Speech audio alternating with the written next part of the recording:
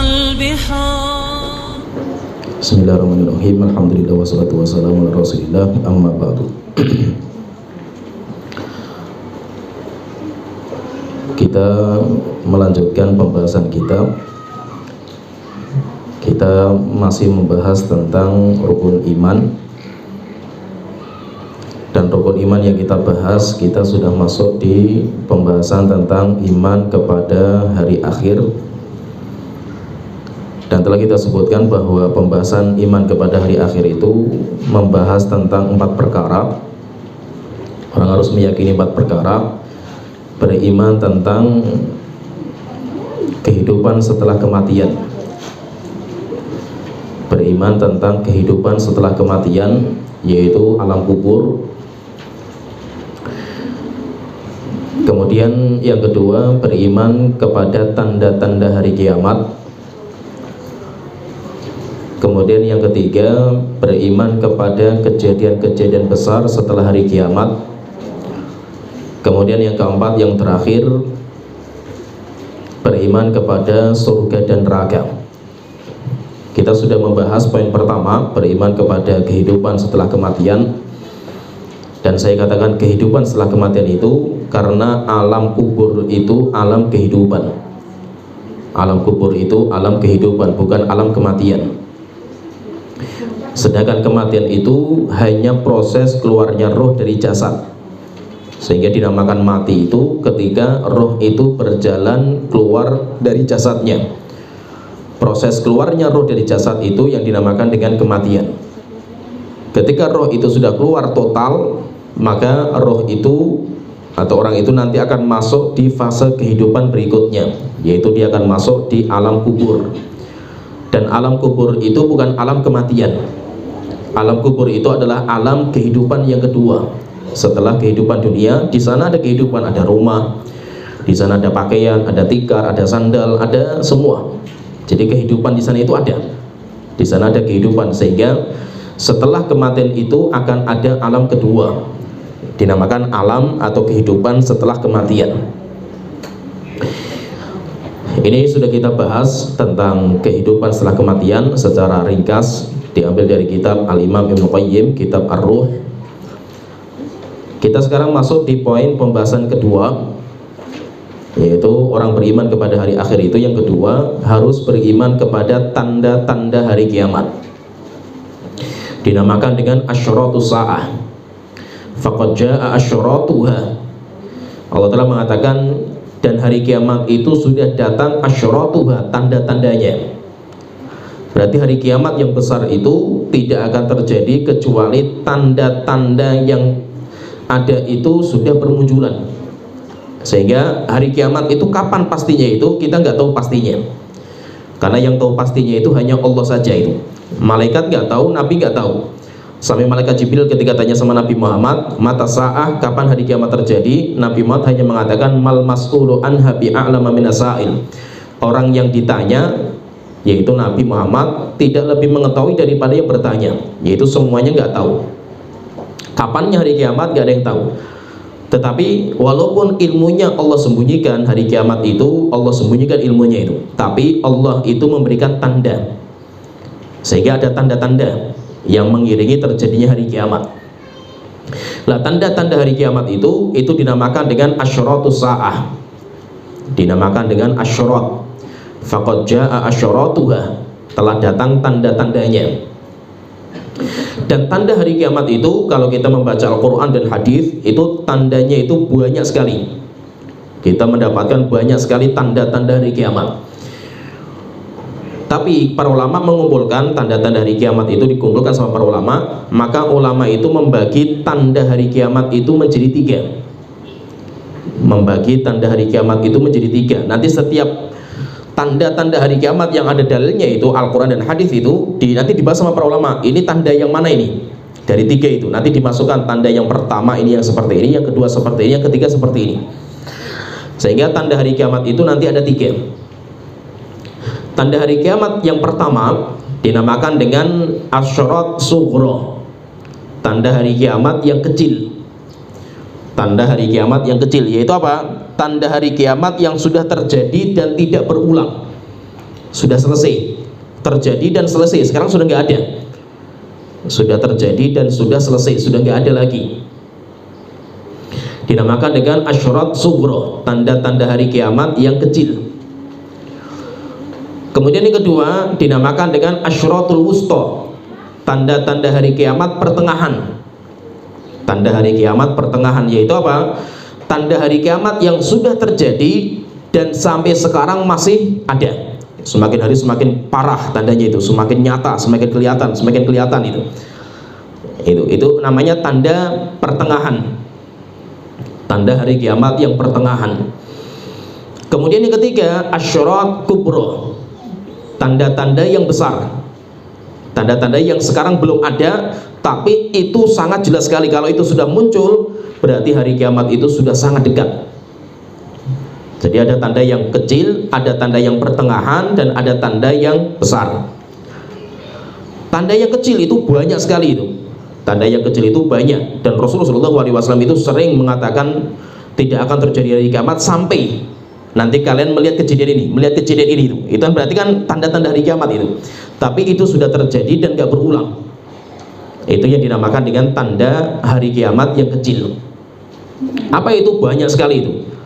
Kita tidak bisa menyebutkan semua karena tandanya terlalu banyak. Contohnya seperti diangkatnya Nabi Muhammad menjadi nabi. Rasulullah menjadi nabi itu tanda hari kiamat. Karena Rasulullah itu nabi terakhir. Sampai Rasulullah SAW beliau mengatakan dalam hadis, "Bu'ithu ana wasa'atu kahatain." Saya diutus oleh Allah, jarak antara saya dengan hari kiamat seperti ini jaraknya itu. Kemudian beliau menggabungkan antara jari telunjuk dan jari tengah. Saya dan hari kiamat itu jaraknya seperti ini. Dan Rasulullah itu sudah selesai, itu sudah meninggal beliau itu. Rasulullah sudah nggak ada lagi itu. Jadi itu tanda sudah terjadi dan nggak berulang. Dan itu tanda yang kecil. Contohnya lagi seperti misalkan terbelahnya rembulan. Terbelahnya rembulan. Iqtarabati sa'atu wan syaqqal qamar. Allah telah mengatakan hari kiamat sudah sangat dekat datangnya itu. Tandanya apa? Insyaqqal qamar, rembulan sudah terbelah. Jadi di antara tanda hari kiamat itu ketika rembulan terbelah. Zaman siapa itu? Zamannya Nabi Muhammad SAW. Zamannya Nabi Muhammad, dan itu sudah terbelah. Dan itu tanda, dan itu nggak berulang lagi itu, selesai itu. Kejadian itu selesai. Contohnya lagi misalkan di antara tanda hari kiamat itu keluarnya Khawarij. Sekte sesat namanya Khawarij ketika terjadi pertikaian di antara kaum muslimin. Rasulullah SAW mengatakan la taqumu sa'ah, tidak akan terjadi hari kiamat hatta takhruja, sampai akan muncul sebuah kelompok hina firqatim minal muslimin, ketika terjadi pertikaian di antara kaum muslimin, yaitu apa? Terjadinya peperangan antara Ali dan Muawiyah, namanya perang Siffin. Dari peperangan ini nanti akan muncul sekte namanya Khawarij. Dan Rasulullah mengatakan tidak akan terjadi hari kiamat sampai muncul sekte itu. Dan itu sudah terjadi, itu sudah selesai itu. Kejadian itu sudah selesai. Di antara tandanya lagi seperti Rasulullah mengatakan tidak akan terjadi hari kiamat kecuali perbendaraan Romawi dan Persia itu akan diambil oleh kaum muslimin. Perbendaraan, jadi harta benda yang mereka simpan itu diambil sama kaum muslimin itu. Terjadi kalau Persia terjadi zamannya Umar. Itu sudah terjadi. Kalau Romawi terjadi zamannya Muhammad Al-Fatih ketika menaklukkan Turki. Ketika Turki ditaklukkan, hartanya orang-orang Romawi diambil, jumlah luar biasa hartanya itu. Nah, berarti itu tanda sudah terjadi itu. Itu tanda-tanda sudah terjadi itu, dan banyak sekali. Tanda-tanda hari kiamat yang terjadi itu banyak sekali. Dan itu nanti dikumpulkan oleh para ulama, semuanya dikumpulkan, tapi itu sudah terjadi dan itu gak akan berulang. Kejadian itu tidak akan berulang. Kemudian yang kedua, kita nanti lebih fokusnya kepada tanda yang ketiga, karena yang paling penting yang ketiga itu.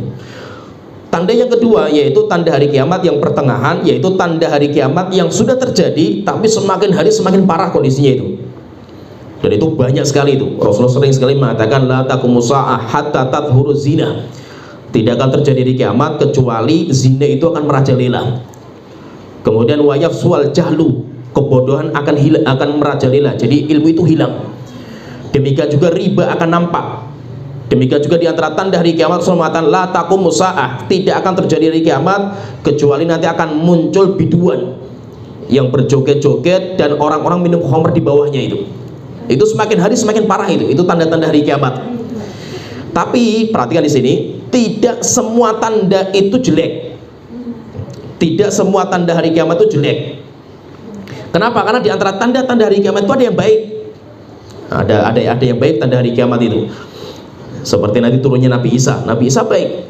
Jadi tidak semua tanda hari kiamat itu jelek. Tapi di antara tanda-tanda hari kiamat yang sampai sekarang semakin parah itu seperti zina, khamr, demikian juga riba, demikian juga kebodohan terhadap agama. Kebodohan merajalela. Bahkan Rasulullah mengatakan saking bodohnya terhadap agama itu sampai orang yang memegang sunnah itu seperti memegang bara api. Itu tanda hari kiamat. Sehingga orang menjalankan agama di akhir zaman itu dianggap sebagai orang yang bawa agama baru. Dia akan dicaci maki, akan macam-macam lah, asing. Islam itu akan menjadi asing kembali di akhir zaman itu. Dan itu sudah kita rasakan itu. Itu sudah kita rasakan. Di antaranya juga misalkan pemimpin yang zalim. Itu kan diantara tanda-tanda hari kiamat sebelum datangnya tanda hari kiamat yang besar. Karena kepemimpinan itu, Islam itu kepemimpinan yang memimpin kaum muslim itu semakin hari semakin parah, kezalimannya semakin merajalela sampai datang tanda yang besar. Tanda yang besar yaitu Imam Mahdi. Nanti Imam Mahdi, nanti Dajjal, Nabi Isa, itu tanda-tanda yang besar itu. Sebelum itu namanya seorang pemimpin itu semakin hari semakin parah kondisinya itu. Dan itu kita rasakan. Bahkan sifat pemimpin yang disebutkan sama Rasulullah itu, pemimpin-pemimpin di akhir zaman itu sifatnya hati mereka hati syaitan dalam jasad manusia. Itu pun sudah disebutkan sama Rasulullah itu. Terus bagaimana sikap kita kalau menghadapi pemimpin itu? Rasulullah pun sudah memberikan resep juga itu. Sabar, taat dan patuh. Walaupun mereka memukul punggung kamu dan mereka itu merampas harta kamu. Itu semakin hari semakin parah tanda-tanda seperti ini. Nah, jadi ini namanya tanda. Seperti misalkan pasar semakin ramai. Bahkan di antara tandanya itu Rasulullah mengatakan tanda hari kiamat itu ketika masjid itu la taqumu saah, tidak terjadi hari kiamat hatta tutakhadul masajidu turuqa, sampai masjid itu dijadikan sebagai perjalanan manusia. Jadi masjid itu hanya untuk tempat perjalanan saja itu. Sehingga kalau orang safar mampir ke masjid, buang hajat, setelah itu pergi lagi itu. Enggak sholat, enggak apa-apa itu. Datang ke masjid hanya untuk buang hajat saja, sebagai pelintasan saja itu.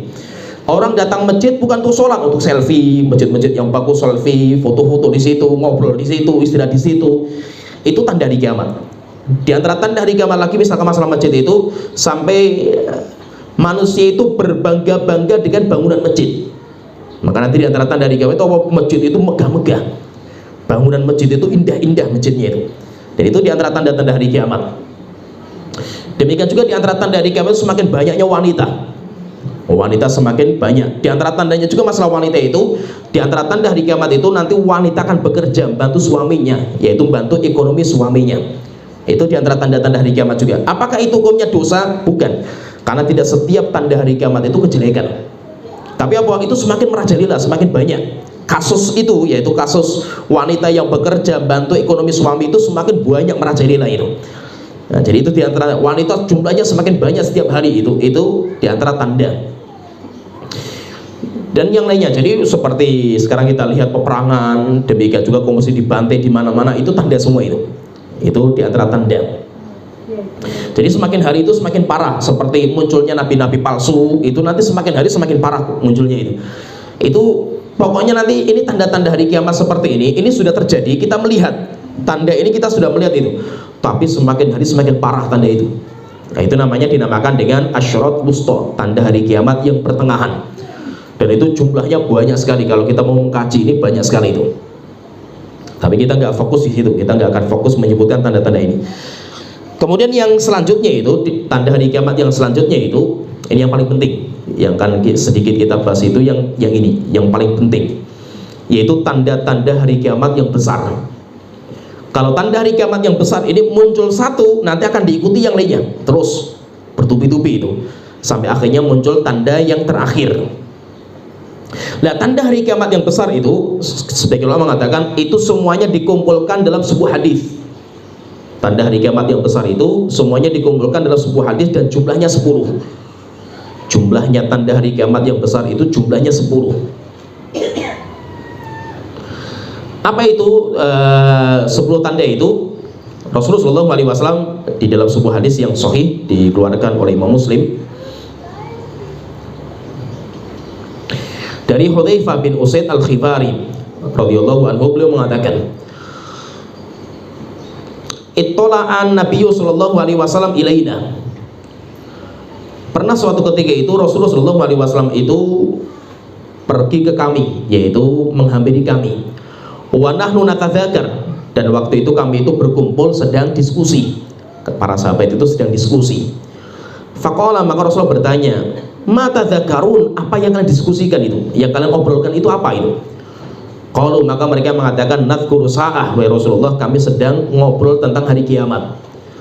Maka Rasulullah Shallallahu Alaihi Wasallam mengatakan, innaha lan taquma, sesungguhnya hari kiamat itu tidak akan tegak hatta tarau qablaha asyru ayatin, sampai kalian nanti melihat sebelum dekat dengan hari kiamat itu, sebelumnya itu kalian akan melihat 10 tanda. Kalian nanti akan melihat 10 tanda. Maka sebagian ulama mengatakan tanda yang besar hanya ini. Selain itu maka tidak masuk dalam tanda hari kiamat yang besar. Apa itu? Maka Rasulullah fadzakara, setelah itu Rasulullah menyebutkan tanda yang besar itu. Yang pertama ad-dukhon, yang pertama munculnya asap. Kemudian yang kedua, tapi Rasulullah tidak menyebutkan tartib. Rasulullah ini tidak menyebutkan tartib, nanti akan sedikit saya sebutkan secara tartibnya ini. Yang pertama Rasulullah mengatakan ad-dukhon, munculnya asap. Kemudian yang kedua wad-dajjal, keluarnya dajjal. Kemudian yang ketiga wadabah, munculnya binatang melata. Dabah, binatang melata. Kemudian wa Ya'juj wa Ma'juj, setelah itu keluar Ya'juj dan Ma'juj. Wa thalathata khusuf, dan akan terjadi 3 bencana alam yang terbesar. Khasfun bil masyriq wa khasfun bil maghrib wa khasfun bi jaziratul Arab. Bencana di timur, ini yang pertama. Kemudian yang kedua bencana di barat. Kemudian yang ketiga bencana di negeri Arab. Kemudian yang terakhir wa akhiru dzalika narun. Dan yang terakhir, tanda yang terakhir itu Rasulullah mengatakan tanda yang terakhir itu narun tatrudun nasa ila mahsyarihim, api yang akan menggiring manusia ke tempat mahsyar mereka. Coba kita tolak lagi. Dajjal, dukhon, asap, dajjal, dabah, tulu usyamsi min maghribiha, terbitnya matahari dari barat. Itu yang keempat. Kemudian yang kelima nuzulu Isa bin Maryam, turunnya Nabi Isa ibn Maryam. Kemudian yang keenam Ya'juj wa Ma'juj, keluarnya Ya'juj dan Ma'juj. Kemudian yang ketujuh bencana besar terjadi di timur. Kemudian yang ke-8 bencana besar terjadi di barat. Kemudian yang ke-9 bencana besar terjadi di negeri Arab. Kemudian yang 10 yang terakhir api yang keluar giring manusia ke tempat mahsyar mereka. Jadi nanti orang itu akan digiring sama api, digiring terus sampai berkumpul di sebuah tempat, ditegakkan hari kiamat di tempat itu. Itu jadi tanda hari kiamat terakhir itu. Fahami, nanti hari kiamat terakhir itu tandanya bukan terbit matahari dari barat, bukan. Terbit matahari dari barat itu tanda hari kiamat, tapi bukan yang paling akhir. Karena apa? Hari kiamat terbit matahari dari barat, kehidupan itu masih ada. Kehidupan itu masih ada. Cuma yang kita maksud di sini yang paling akhir. Yang paling akhir apa? Api. Yang paling akhir itu api, nanti keluarnya itu dari, nanti kita sebutkan, apinya itu dari Aden keluar giring manusia sampai ke mahsyar. Mahsyarnya itu mana? Mahsyarnya itu di Syam. Ketika manusia sudah kumpul semuanya di Syam, baru setelah itu hari kiamat itu ditegakkan.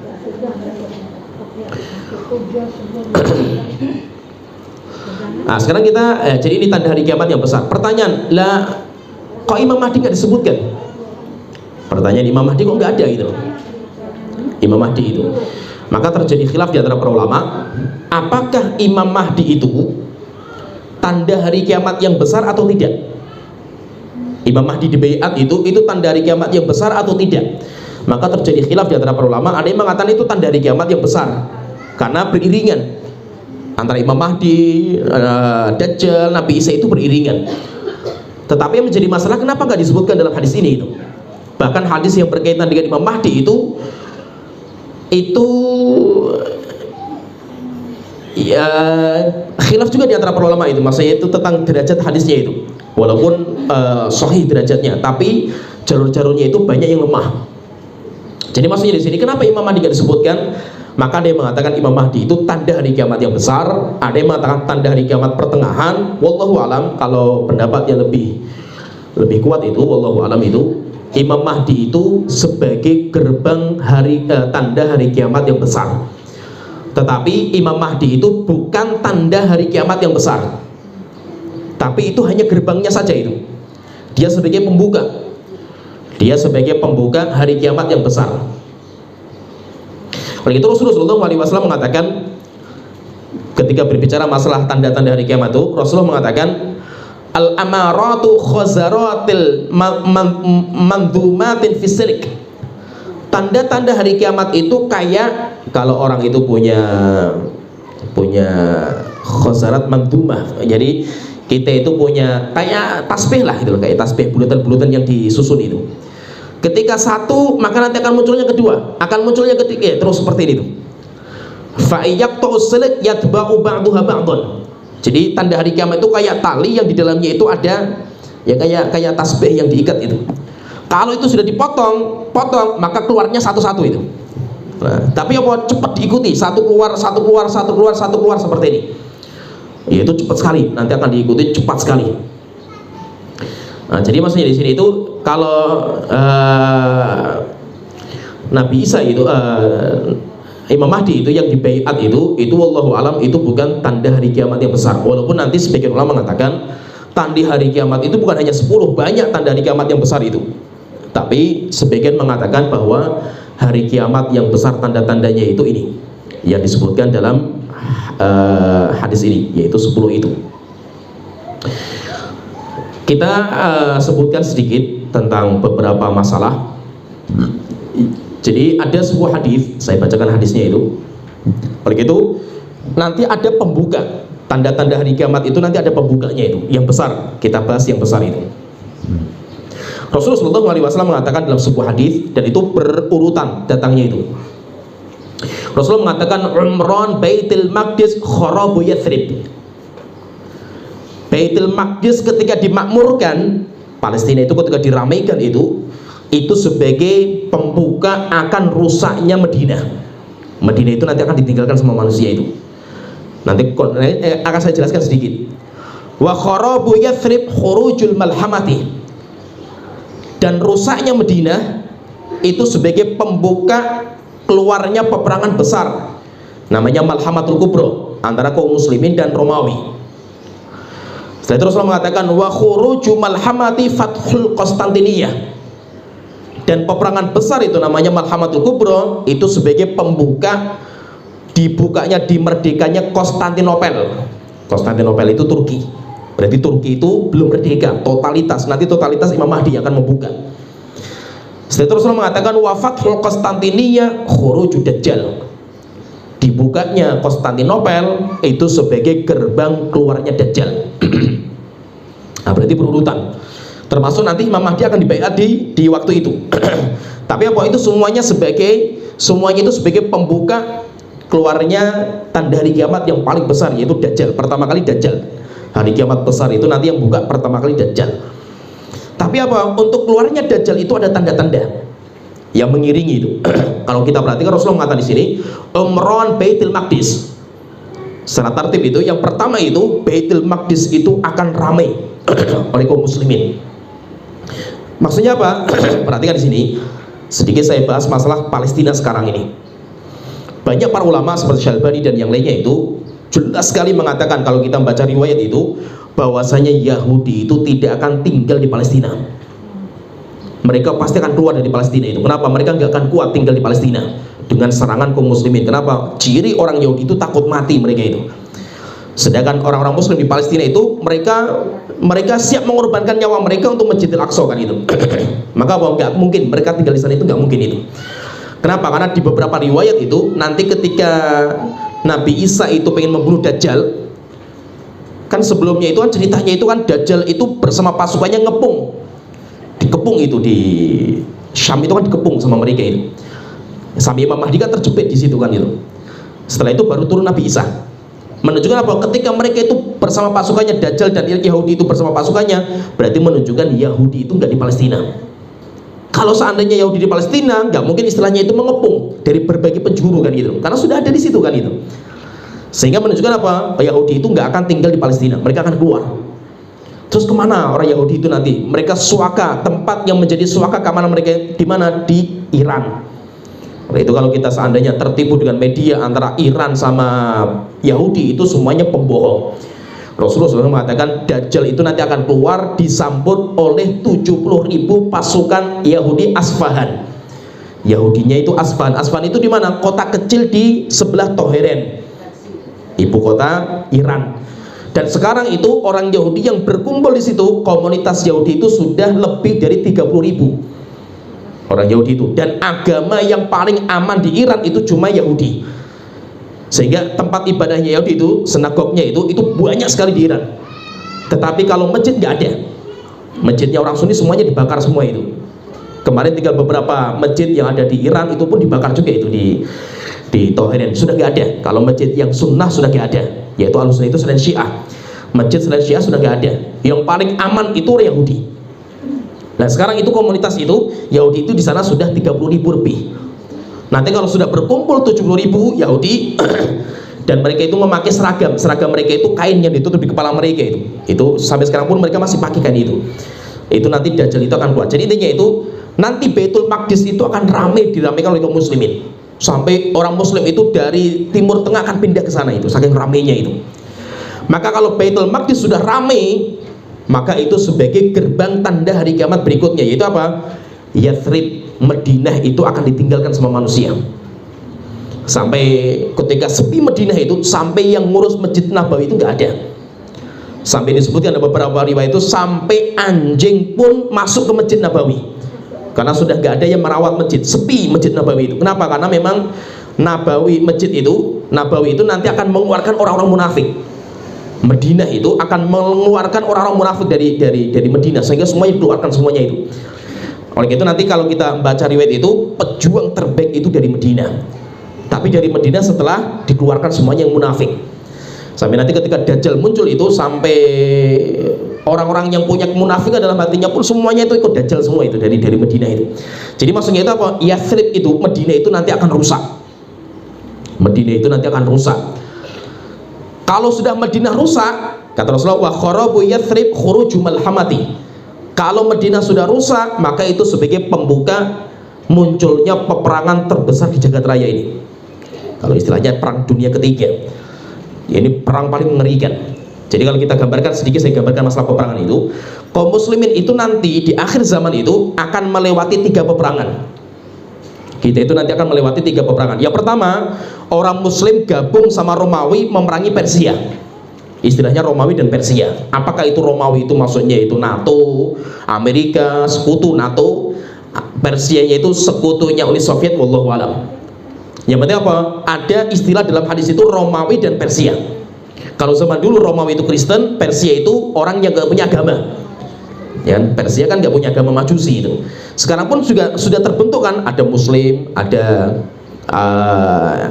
jadi kumpulannya orang-orang Kristen, ada juga orang-orang yang tidak beragama, tidak Islam, tidak Muslim, tidak Yahudi, tidak Kristen.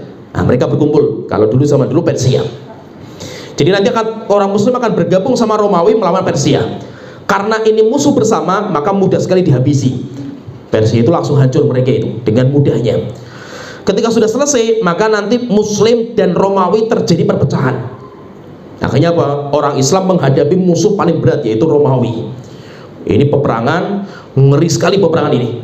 Ya, dinamakan dengan Malhamatul Kubro, perang terbesar di jagat raya itu, perang antara Romawi dan kaum muslimin. Dan itu perang yang paling puncak cuma 3 hari. Pulang puncak 3 hari. pertama semuanya mati semua itu. Sampai Rasulullah mengatakan sampai burung kalau terbang di tempat itu, burung pun akan mati itu. Saking ngerinya peperangan itu, dahsyat, mengerikan itu. Jadi peperang nggak tahu apakah nanti perangnya itu pakai nuklir dan ya wallahu alam, kita nggak pernah tahu masalah itu. Yang penting Rasulullah mengabarkan nanti akan terjadi peperangan besar antara kaum muslimin dan Romawi. Dan terjadinya di mana? Rasulullah sudah menyebutkan tempat-tempatnya itu. Base campnya kaum muslimin di sini, dan itu semuanya ada di Suriah. Semuanya ada di Suriah. Maka terjadinya peperangan Suriah ini sebagai pembuka semua ini. Kenapa? Semua itu nanti peperangan besar itu di Suriah. Kalau kejadian besar itu semuanya di Palestina. Tapi dekat-dekat Syam lah, pokoknya kejadian besar itu semuanya di Syam. Nah, jadi Malhamatul Kubra sampai akhirnya apa? Romawi kalah. Ketika Romawi kalah, maka nanti kaum muslimin berangkat ke, ceritanya saya ceritakan sedikit. Terjadi peperangan besar di Suriah, di Syam. Kaum muslimin menang. Ketika menang, sampai kaum muslimin itu tidak bisa membagi ghanimah dan tidak bisa membagi warisan. Kenapa? Saking banyaknya orang meninggal dunia, sudah tidak bisa dihitung. Sehingga warisannya berapa, ghanimahnya berapa, nyawa sudah luar biasa banyak yang tumbang di situ. Ketika sudah menang, maka kaum muslimin berangkat ke jantungnya Eropa, Romawi. Jantungnya Eropa itu sekarang di Vatikan. Berangkat ke sana dan kaum muslim itu menaklukkan Romawi hanya dengan kalimat tasbih, kalimat takbir, semuanya roboh bangunan mereka itu. Setelah itu mereka menyerah. Ketika itu, setelah itu nanti pulang perjalanan itu Dajjal muncul. Sampai akhirnya nanti Dajjal dibunuh sama Nabi Isa. Ketika Dajjal sudah selesai, peperangan yang keempat, peperangan yang ketiga. Peperangan yang ketiga yaitu perang melawan Yahudi. Dinamakan dengan istilahnya kita itu yang terkenal itu namanya Armageddon. Armageddon itu nama sebuah lembah yang ada di Palestina. Nama lembahnya itu. Karena peperangan itu nanti di lembah dataran bawah itu namanya Jedon itu. Armageddon itu, jadi tempat itu, maka dinamakan perangnya itu dengan perang Armageddon. Sampai akhirnya Yahudi kalah. Nah, jadi itu peperangannya itu dinamakan dengan Malhamatul Kubra. Intinya itu kita namakan Malhamatul Kubra. Setelah itu Rasulullah mengatakan wa khurujul malhamatu fathul Konstantiniyah. Keluarnya Malhamatul Kubra sebagai pembuka jatuhnya ibu kota Romawi. Ibu kota Romawi itu ada dua. Maka terjadi khilaf di antara para ulama ini. Ibu kota Romawi itu ada dua di zaman itu. Konstantinopel dan Roma. Roma itu di Vatikan.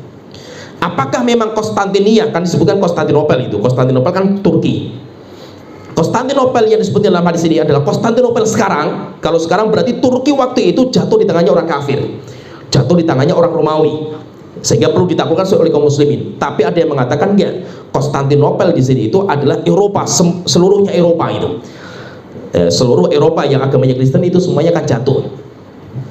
Setelah itu Rasulullah mengatakan wa fathul Konstantinia khurujud Dajjal. Ketika Konstantinopel Romawi sudah jatuh, maka setelah itu keluarnya Dajjal. Lah, Imam Mahdi itu kapan dibaiat? Dibaiat itu nanti Imam Mahdi bertepatan dengan peperangan besar. Jadi nanti Imam Mahdi itu dibaiat sebelum Imam Mahdi gak lama, dibaiat cuma 7 tahun saja itu. Menjadi pemimpin cuma 7 tahun. Tapi nanti Imam Mahdi akan memimpin langsung peperangan besar namanya Malhamatul Kubra. Itu beliau akan memimpin, dan beliau yang menyatukan negeri Islam semuanya dan membawa keadilan, membawa kemakmuran itu beliau.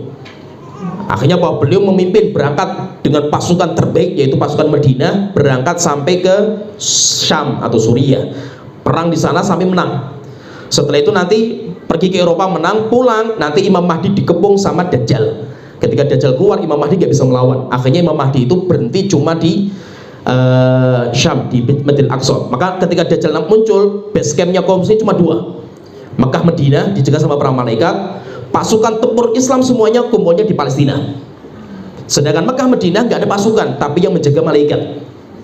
Ya, sedangkan Imam Mahdi hanya menunggu Nabi Isa. Sehingga Imam Mahdi itu cuma di situ melihat Dajjal menghancurkan semua tempat kaum muslimin. Imam Mahdi nggak bisa berbuat apa-apa.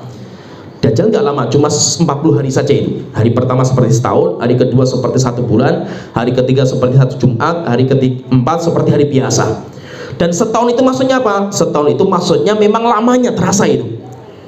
Bukan maksudnya itu kayak kita nunggu sesuatu itu. Kalau hidupnya gak enak itu kan perjalanan waktu kayak lama gitu.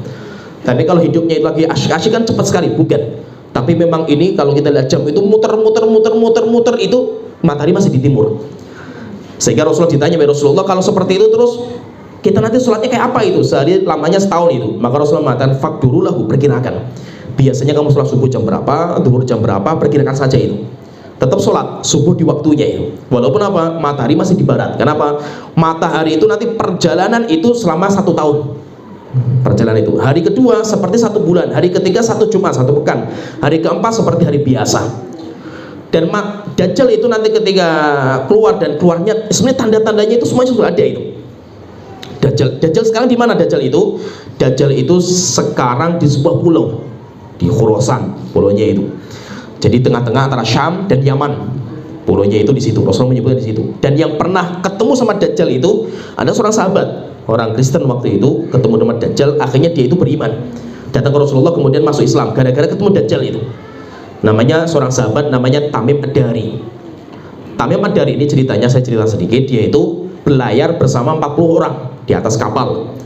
Setelah itu di atas kapal diombang-ambing oleh ombak sampai 1 bulan. Setelah itu dia itu terdampar di sebuah pulau, maka dia itu keluar dengan perahu kecil-kecil itu sampai masuk ke dalam pulau itu.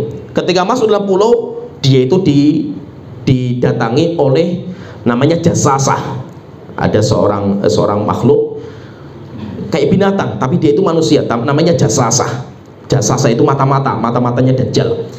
Namanya jasasah. Jasasah itu kayak orang, tapi rambutnya itu besar-besar dan menutup semua tubuhnya. Sehingga sampai nggak kelihatan, kulitnya itu nggak kelihatan karena banyak sekali rambutnya itu.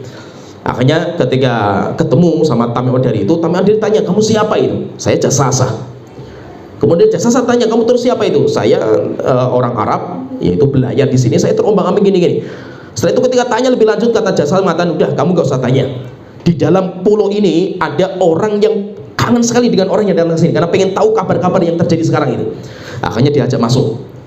Ketika masuk, rupanya di dalamnya itu ada rumah. Di rumah ketika masuk ada orang yang besarnya itu bukan raksasa, bukan kayak orang biasa, tetapi tubuhnya itu menggempal itu, masih besarnya itu menggempal itu.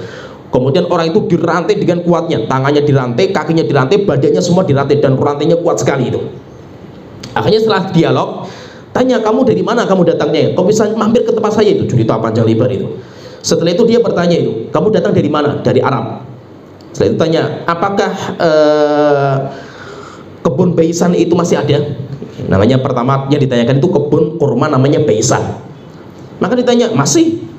Terus bagaimana itu? Apakah masih keluar panennya itu, panen kurmanya itu? Dia mengatakan masih banyak kebun Baisan. Baisan itu kebun kurma terkenal di Palestina.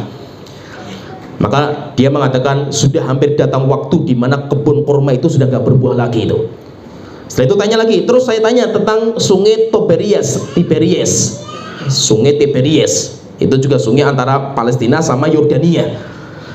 Itu sekarang kalau dulu menjadi pusat air tawarnya orang Israel. Tapi karena disedot terus sampai akhirnya habis. Ya, nggak habis totalitas, nggak, masih ada airnya, tapi sudah bersurut jauh sekali itu. Maka ditanya apakah airnya itu masih banyak? Maka Tamim Ad-Dari mengatakan masih banyak airnya itu. Maka dia mengatakan sudah hampir datang waktu di mana sungainya sudah nggak ada lagi airnya itu. Danau Tiberiasnya itu sudah nggak ada airnya itu. Selanjutnya lagi itu, terus Nabi akhir zaman sudah muncul atau belum itu? Maka dia mengatakan, saya dengar kabar di Arab itu ada Nabi muncul itu. Kemudian nabinya itu muncul seperti ini itu. Terus bagaimana sikapnya mereka itu, masyarakatnya mengusir Nabi itu sampai akhirnya Nabi itu hijrah itu, katanya itu. Maka dia mengatakan, kenapa masyarakatnya nggak beriman itu? Kalau seandainya mereka itu segera beriman sama Nabi itu. Setelah baru ceritakan, saya itu Dajjal dan sudah hampir datang waktu saya akan keluar itu. Dan keluarnya apa? Keluarnya tandanya ini, ketika kebun Baisan sudah gak berbuah. Sekarang kebun Baisan itu sudah dijadikan sebagai tempat wisata, villa-villa di sana, hotel-hotel sama Yahudi. Kenapa? Karena di sana itu ada penyakit kormanya itu, ada binatang yang masuk ke pohon itu rusak atasnya itu. Akhirnya apa? Karena tidak berbuah lagi, Baisan itu akhirnya ditebang semuanya sama Yahudi. Setelah itu dibikin hotel-hotel di sana itu, sehingga sudah nggak ada lagi korma Baisan, sudah nggak terkenal lagi itu. Kemudian sungai Tiberias sekarang sudah yaitu sudah berkurang jauh sekali, enggak kering enggak, karena yang nanti akan mengeringkan itu Ya'juj dan Ma'juj itu. Yaitu kisah yang dia itu akan minum semua itu Tiberias masih ada, tapi sudah berkurang jauh sekali itu. Sekarang foto-fotonya itu sudah sangat drastis berkurangnya itu. Setelah itu apa? Munculnya Nabi akhir zaman itu. Nah, jadi berarti apa? Ini tanda. Bahkan di antara tanda itu, kalau kita melihat tanda hari kiamat munculnya Dajjal itu, Rasulullah mengatakan hari kiamat atau Dajjal itu nggak akan keluar kecuali Dajjal sudah nggak disebut di mimbar-mimbar. Tidak ada seorang khotib yang menyampaikan tentang Dajjal. Kenapa? Rasulullah mengatakan 3 tahun sebelum keluarnya Dajjal itu, langit itu akan menahan air hujan. Langit itu akan menahan air hujan. Jadi tahun pertama itu langit akan menahan setengah air hujan, sehingga setengahnya nggak diturunkan. Tahun ketiga langit akan menahan 3/4 air hujan. Tahun yang ketiga semua air hujan nggak diturunkan, sehingga kering, kelaparan, sehingga banyak orang itu makan orang lain dan yang lainnya lah, kondisinya mengerikan. Setelah itu, zaman itu orang sudah nggak kenal namanya nasihat, orang sudah hatta khotib Jumat pun nggak menyampaikan masalah Dajjal. Orang sudah nggak tahu namanya Dajjal itu siapa itu. Akhirnya apa? Setelah itu baru Dajjal itu keluar. Ketika Dajjal keluar, maka Dajjal itu akan mendatangi semua tempat. Dajjal itu manusia biasa, dia bukan monster, dia bukan raksasa, bukan, manusia biasa. Tapi Dajjal itu sifatnya matanya 2, semuanya cacat. Yang satunya itu matanya itu terusap, nggak ada itemnya, putih semua. Yang satu matanya itu nonjol mau keluar. Jadi kalau melihat seperti itu. Kemudian Dajjal itu ada tulisan, kalau orang mukmin bisa membaca kafir tulisannya itu. Dan kecepatan Dajjal luar biasa kecepatannya itu. Dia bisa menghidupkan orang mati, bisa menurunkan air hujan, menumbuhkan tumbuhan, bisa. Dia nanti akan mendatangi semua tempat kecuali Mekah dan Madinah. Mekah Madinah itu sampai nanti Madinah itu bergetar itu karena 3 kali Dajjal pengen menembus. Datang ke Madinah dengan kecepatan yang kuat sekali, ditahan sama para malaikat, akhirnya goncang. Ketika goncang itu nanti orang-orang yang munafik itu semuanya dikeluarkan semua itu. Nah, ketika Dajjal itu keluar, perhatikan di sini. Pengikutnya Dajjal itu siapa? Fahami ini. Pengikutnya Dajjal itu yang pertama Dajjal sughra, Dajjal kecil.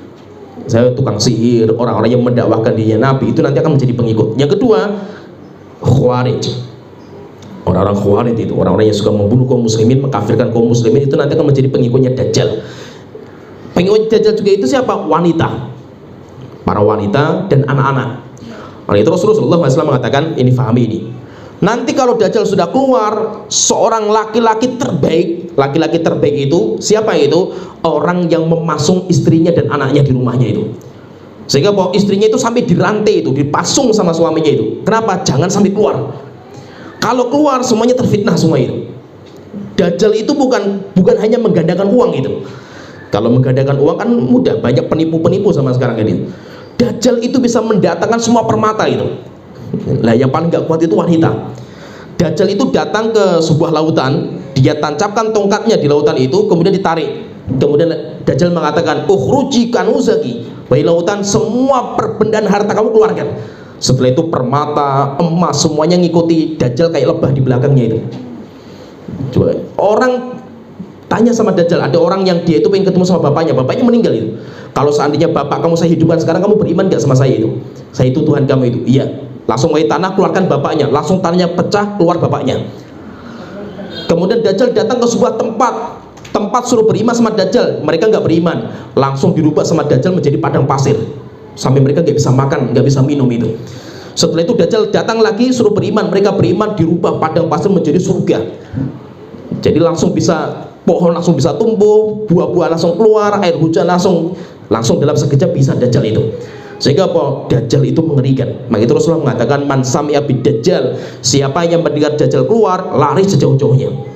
Tidak ada cara menyelamatkan diri. Maka Rasulullah mengatakan, jangan sampai orang itu merasa pede dengan ilmunya, imannya itu, sampai akhirnya datang Dajjal untuk membantah Dajjal. Kenapa? Nanti akan ada, kata Rasulullah itu, orang yang pede dengan imannya, ilmunya, mendatangi Dajjal untuk membantahnya itu. Ketika Dajjal menunjukkan satu kekuatan dia, langsung dia menjadi pengikutnya Dajjal. Oleh itu nanti Rasulullah sampai mengatakan itu, nanti akan datang sebuah zaman di mana harta paling mahal seorang muslim itu kambing yang dikembala di pucuk-pucuk gunung.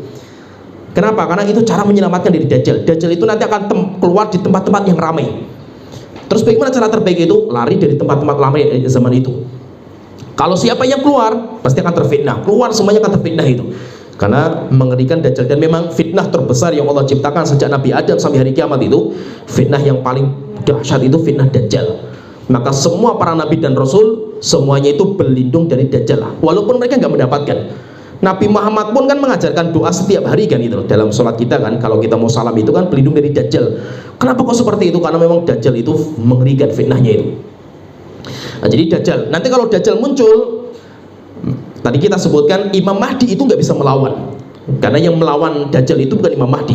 Imam Mahdi kepung di Masjidil Aqsa, nggak bisa apa-apa Imam Mahdi itu, sampai menunggu kapan Nabi Isa itu turun, kapan Nabi Isa itu turun, sampai suatu ketika sudah Imam Mahdi itu jadi di Menara Putih, Manaratul Baidha. Menara Putih itu sekarang ada di Suriah, timurnya Suriah itu. Itu nanti Nabi Isa turunnya di situ. Jadi kisahnya itu nanti ketika Imam Mahdi itu mau sholat subuh, sudah qomat, sudah dirapatkan softnya itu. Imam Mahdi sudah maju, sudah rapat soft itu. Tiba-tiba Nabi Isa itu turun. Nabi Isa turun itu di sayapnya malaikat. Dan Nabi Isa itu ketika turun itu berkeringat, keringatnya seperti permata. Dan bau wanginya Nabi Isa itu jadi keluar bau wangi. Semua orang kafir yang mencium baunya wangi Nabi Isa semuanya mati. Akhirnya ketika Nabi Isa turun, maka beliau ketemu sama Imam Mahdi itu. Ketika ketemu, maka Imam Mahdi mendorong Nabi Isa untuk sholat jadi imam. Nabi Isa tidak mau, maka Nabi Isa mengatakan, kalian pemimpin, kami cuma pengikut. Setelah itu sholat subuh, setelah sholat subuh rapat bagaimana membunuh Dajjal. Rupanya ketika keluar dari pintu Masjidil Aqsa itu, dari pintu namanya Bab Lut, pintu namanya Bab Lut, dari situ itu. Ketika keluar, rupanya Dajjal itu sudah menunggu. Dajjal dan pasukannya itu sudah menunggu. Nah, ketika ketemu sama Nabi Isa, Dajjal itu meleleh seperti es yang meleleh itu. Sampai akhirnya ketika berhadapan itu, Nabi Isa mengatakan, "Wahai Dajjal, saya punya janji dari Allah Ta'ala untuk satu lemparan anak panah tombak tidak akan meleset." Akhirnya apa, Nabi Isa itu melemparkan tombak kena dadanya Dajjal, sampai akhirnya Dajjal itu mati. Ketika Dajjal mati, maka nanti setelah itu baru terjadi peperangan dengan orang-orang Yahudi.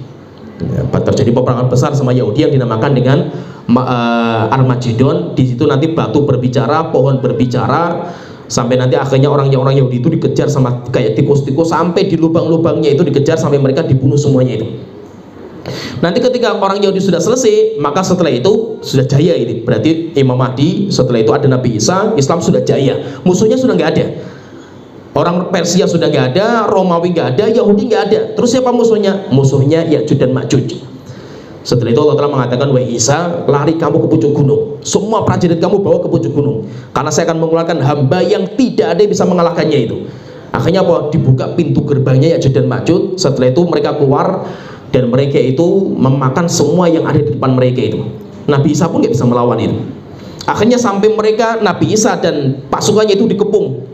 Di pucuk gunung dikepung sama Ya'juj dan Ma'juj, nggak bisa apa-apa itu. Sampai Rasulullah mengatakan, sampai mereka itu, bagi mereka itu kepala ekor sapi itu lebih mahal harganya daripada kepala ekor sapi emas. Kenapa? Saking nggak punya makanan Nabi Isa dan prajuritnya itu.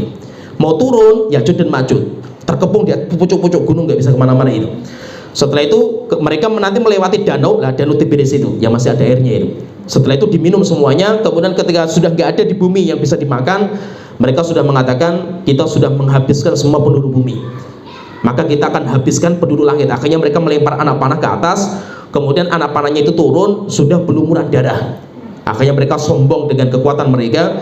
Setelah itu Nabi Isa berdoa, "Wahai Tuhanku, hancurkan mereka Ya'juj dan Ma'juj itu." Akhirnya Allah mengirim belatung, singgat belatung yang hinggap di leher mereka. Dari belatung itu semuanya mati Ya'juj dan Ma'juj itu. Akhirnya bumi itu dipenuhi dengan bau bangkainya mereka.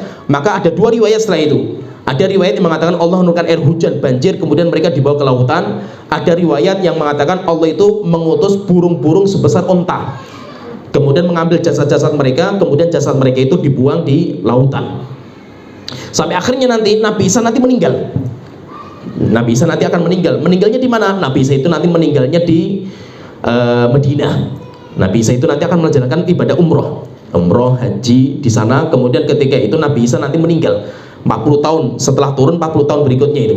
Nanti ketika meninggal, nanti disolatkan oleh kaum muslimin di Masjid Nabawi. Setelah itu Nabi Isa itu dikuburkan di sebelahnya Rasulullah SAW, Nabi Isa itu. Setelah itu baru muncul tanda-tanda berikutnya, sampai nanti akhirnya Ka'bah itu jebol, sudah gak ada Ka'bah lagi. Sampai akhirnya nanti Al-Quran dicabut, sampai selesai wis. Ketika sudah parah-parahnya itu, sampai orang berzina di jalan-jalan dan yang lainnya itu. Setelah itu apa? Orang muslim nanti dicabut nyawanya. Angin yang bertiup dari Syam mencabut setiap orang yang beriman. Jadi tanda-tanda seperti itu. Ya sebelumnya itu nanti matahari terbit dari barat. Itu sebelum itu matahari terbit dari barat itu masih ada mukmin, masih ada orang kafir, masih ada. Tapi siapa yang bertobat, tobat dia nggak akan diterima. Sampai akhirnya sudah selesai diputuskan, orang yang beriman sudah dicabut nyawanya, sudah nggak ada lagi yang beriman. Setelah itu Allah keluarkan api dari kota Aden. Terakhir ini tanda terakhir, keluar api dari kota Aden. Dan api ini api apa ini? Sebagian ulama mengatakan gunung berapi. Aden itu dulu gunung berapi yang paling aktif, meledak. Setelah itu kawahnya itu menjadi kota. Sekarang kota Aden, kota terbesar di Yaman, kota paling ramai itu.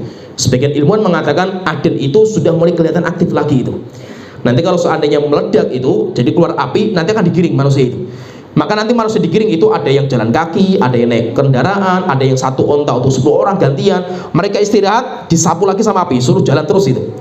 Sampai nanti manusia itu dikumpulkan semuanya di Syam. Ketika sudah berkumpulkan di Syam, baru akhirnya ditiup sangkakala. Setelah itu dihancurkan dunia.